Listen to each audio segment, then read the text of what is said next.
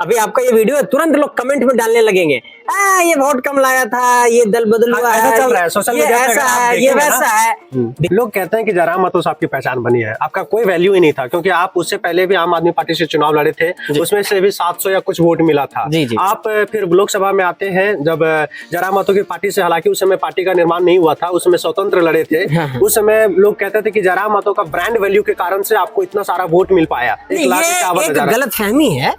सबसे पहले तो है कि आप बड़कागांव विधानसभा से अपना नामांकन दर्ज करवाते हैं और बाद में वापस ले लेते हैं, कारण क्या है? लोग कह रहे हैं कि यहाँ पे आपका दाल नहीं गला, जिसके कारण से आप यहाँ पे छोड़ करके चले गए, देखा कि आपका यहाँ वर्चस्व नहीं है, और आप आए थे दौरा करने के लिए भी, उस समय भी आपका समर्थन नहीं मिला। लोग यही चीज को मान रहे हैं कि जिसके कारण से संजय मेहता डर गए और डर से वो भाग गए। देखिए, दाल गलने वाली कोई बात नहीं है।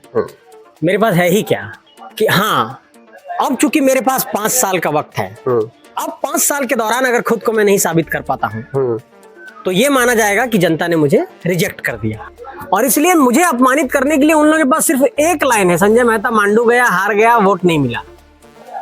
सभी को झारखंडी जोहार, नमस्कार। मैं यशवंत कुमार, आप देख रहे हैं बदलेंगे झारखंड। अभी हमारे साथ बहुत ही खास मेहमान है और काफी दिनों के बाद मुलाकात हुई है। सबसे पहले तो आपको हमारे चैनल में झारखंडी जोहार करते हैं। आपके तमाम दर्शकों को मेरा झारखंडी जोहार, और बड़कागांव की धरती से आप इस वीडियो को शूट कर रहे हैं, तो बड़कागांव के और तमाम झारखंडी जनमानस को मेरा झारखंडी जोहार है। यहाँ के लोग काफ़ी दर्द सहते हैं विस्थापन के कारण, तो उनके प्रति मेरी सहानुभूति है, और सबको मेरा प्रणाम है, नमस्कार है, जोहार है। चलिए, हम ज़्यादा कुछ आपसे सवाल नहीं करते हैं, जो मुख्य मुख्य बातें हैं उसी से आते हैं। सबसे पहले तो है कि आप बड़कागांव विधानसभा से अपना नामांकन दर्ज करवाते हैं और बाद में वापस ले लेते हैं, कारण क्या है? कारण ये था कि जो हमारे साथी थे, और चूँकि मैं एक संगठन में था पूर्व में, और फिर मैं दूसरे संगठन का एक निर्माण किया था, और तुरंत बदली हुई परिस्थितियों में चूंकि फैसला ये था कि 2 सीटों से चुनाव को लड़ा जाना है, तो बदली हुई परिस्थितियों में 2-2 सीटों को मैनेज कर पाना, कैंपेन कर पाना, मांडू से यहाँ पहुँचना, स्थितियाँ मुश्किल हो जाती।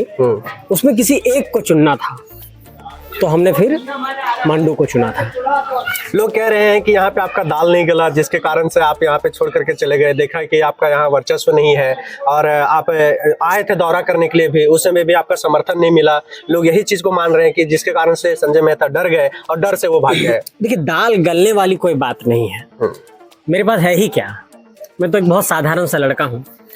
मेरी माँ आज भी खेती बाड़ी करती है, और एक साधारण घर से जब कोई एक नौजवान निकलता है जिसको खोने का कुछ डर नहीं है, तो जीवन में हर कुछ में आदमी को, जैसे कहते हैं ना कि पहले कदम बढ़ाइए, कुछ नहीं होगा तो तजुर्बा तो होगा, मिलेगा जी। हाँ, तो हमने कदम बढ़ाया है कम से कम। और जो साथी ऐसा कह रहे हैं उनसे मैं ये कहना चाहता हूँ कि एक मुखिया और पंचायत समिति का चुनाव लड़ने में कितनी परेशानियों का सामना करना पड़ता है, और एक वैसी परिस्थिति में जब मैं लोकसभा लड़ा था और उसके कुछ माह बाद तुरंत 2-2 सीटों से विधानसभा का चुनाव लड़ना मेरे जैसे साधारण घर से निकले हुए नौजवान के लिए संभव नहीं था।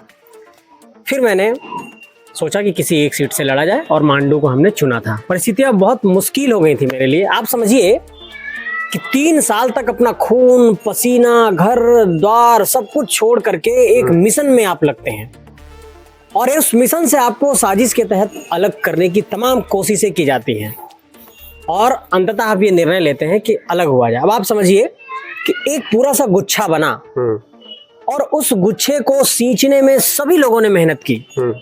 उस गुच्छे से कोई एक अंगूर का टुकड़ा बाहर निकला, ठीक है, तो निश्चित तौर पर वो गुच्छा मजबूत दिखाई पड़ेगा जिसको हमने सींचा। अब इस बात को समझिए, पूरे उस संगठन के निर्माण में हमारी भूमिका थी, ठीक, इस बात को मानते हैं बिल्कुल। लेकिन जब मैं अलग हुआ तो मेरे निर्माण में किसी की भूमिका थी क्या?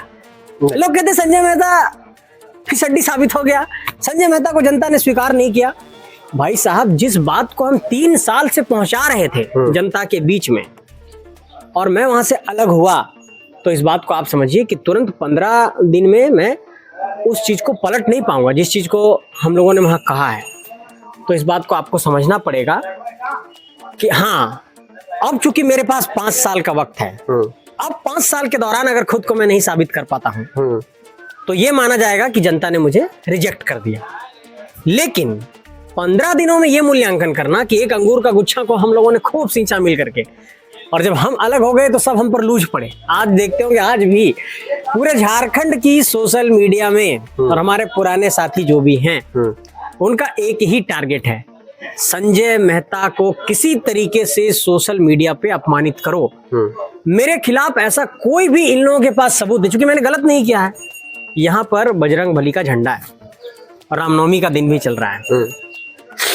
मैं इस बात को कहना चाहता हूँ यशवंत जी आपसे, मैंने अपने सार्वजनिक जीवन में आज तक कोई छल नहीं किया, परपंच नहीं किया है, और इसलिए मुझे अपमानित करने के लिए उन लोगों के पास सिर्फ एक लाइन है, संजय मेहता मांडू गया, हार गया, वोट नहीं मिला। और कोई ऐसा बताइए बात जिस पर मुझ पर बहुत बड़ा कोई आरोप लगता हो, एलिगेशन लगता हो, क्योंकि मेरे खिलाफ कुछ है ही नहीं, इसलिए सिर्फ इसी बात को लेकर के लोग अपमानित करते हैं। लोग कहते हैं कि जयराम महतो से आपकी पहचान बनी है, आपका कोई वैल्यू ही नहीं था, क्योंकि आप उससे पहले भी आम आदमी पार्टी से चुनाव लड़े थे, उसमें से भी 700 या कुछ वोट मिला था। जी। आप फिर लोकसभा में आते हैं जब जयराम महतो की पार्टी से, हालांकि उस समय पार्टी का निर्माण नहीं हुआ था, उस समय स्वतंत्र लड़े थे। उस समय लोग कहते थे कि जयराम महतो का ब्रांड वैल्यू के कारण से आपको इतना सारा वोट मिल पाया। ये एक गलतफहमी है, लोग जान नहीं पाते हैं। मैं अन्ना आंदोलन में जब अन्ना हजारे जी प्रोटेस्ट कर रहे थे, अरविंद केजरीवाल, उस वक्त मैं प्रेस रिलीज लिखता था उस आंदोलन का। अन्ना हजारे का जब प्रोटेस्ट चल रहा था दिल्ली में, और लोग कहते हैं कि संजय मेहता आम आदमी पार्टी से चुनाव, अरे भाई आम आदमी पार्टी से ऐसे ही नहीं लड़े गए थे, हमने अन्ना के आंदोलन में अपनी थोड़ी बहुत भी भागीदारी सुनिश्चित की थी, पुराने साथियों से संपर्क था, झारखंड में संगठन उतना बड़ा नहीं था, तो कमोबेश एक ऐसा लड़का जिसकी उम्र ही 25 साल हुई थी और 25 साल में वो झारखंड में चुनाव लड़ता है साल 2019 में। उस वक्त में झारखंड का सबसे युवा प्रत्याशी था। अच्छा, आप समझिए कि लोग अभी 2-3 साल से आंदोलन, राजनीति, ये सब चीजें कर रहे हैं, और मैं 19 में लड़ गया। तो एक साधारण घर से निकला हुआ लड़का जिसकी माँ खेती बाड़ी कर रही हो, वो दिल्ली से टिकट ला करके एक पार्टी से चुनाव लड़ता है, तो उसको देखना चाहिए कि एक कदम उसने बढ़ाया, सीखा। मेरी कोई राजनीतिक विरासत नहीं है, ना मेरे पिताजी विधायक हैं, ना मेरे कोई बाप दादा विधायक है, ना कोई सांसद है। मेरे घर में आज तक कोई बूथ एजेंट नहीं रहा, आज तक मेरे घर के राजनीतिक इतिहास में कोई बूथ एजेंट तक नहीं बना है, कोई प्रखंड अध्यक्ष तक नहीं बना है।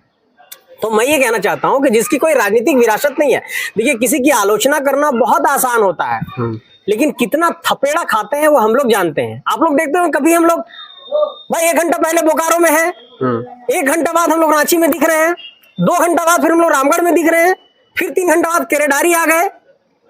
ना भूख, ना प्यास, ना नींद, सुख चैन सब हम लोगों ने तो सार्वजनिक जीवन के लिए दे दिया। मैं कहना चाहता हूं कि 1-2 दिन जो लोग ये आलोचना करते हैं, हम लोगों के साथ घूम कर देखें। मैं अपनी प्रशंसा नहीं कर रहा हूं, लेकिन मैं ये कहना चाहता हूं कि इस जीवन को एक बार जी करके देखिए। हम लोग कुछ प्रतिक्रिया नहीं देते हैं क्योंकि हम लोग जानते हैं कि सब हमारे ही भाई लोग हैं, अभी चीजों की समझ विकसित नहीं हुई है। अभी आपका ये वीडियो है, तुरंत लोग कमेंट में डालने लगेंगे, ये वोट कम लाया था, ये दल बदल हुआ है, ये ऐसा है, ये वैसा है। देखिए होता क्या, एक धारणा गढ़ दी जाती है। जब आप तार्किक नहीं होते हैं, जब आप रैशनल पॉइंट ऑफ व्यू से नहीं सोच पाते हैं चीजों को, तो आपको लगेगा कि किसी की आलोचना करना आसान है, लेकिन जीवन में तार्किक होना चाहिए।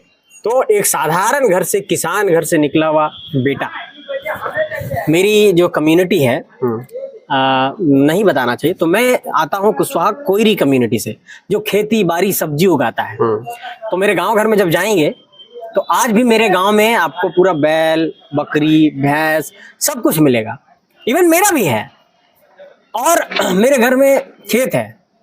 तो मैं ये कहना चाह रहा हूं कि अगर गांव घर से निकला हुआ कोई लड़का विदेश तक का सफर तय करता है, झारखंड की राजनीति में स्थान बनाने की कोशिश कर रहा है, संघर्ष कर रहा है, लोगों के लिए लड़ रहा है, तो उसकी हौसला अफजाई करिए ना, उसकी पीठ थपथपाइए ना।